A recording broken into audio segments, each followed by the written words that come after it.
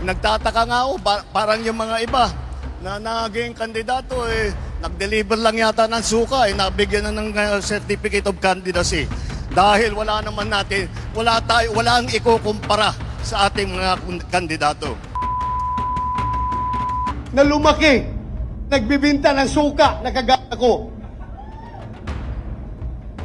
Napakasakit po pakinggan na kami daw, yung aming team sa PDP, ay para nagbibinta lang daw ng suka, tapos binigyan ng COC.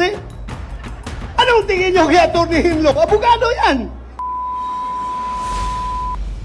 Wala sa kanila ang may bahid ng dugo dahil sa tukhang.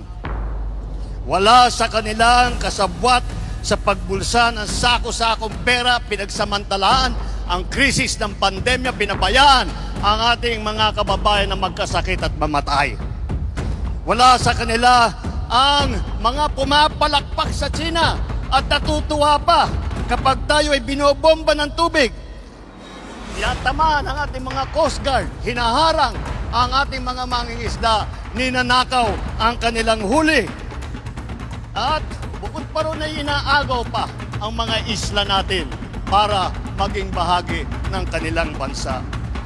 Wala po sa kanila ang tilang sakristan ng isang bulaang propeta na nasasakdal dahil sa pagyurak sa ating kabataan at sa ating kababaihan.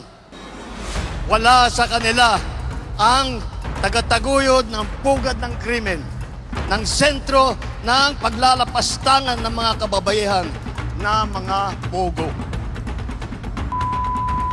Patay natin, makapatay tayo ng mga 15 na senador. Pasok na tayo lahat. The only way to do it is to pasabugin na lang natin yung Bagong Pilipinas na eh.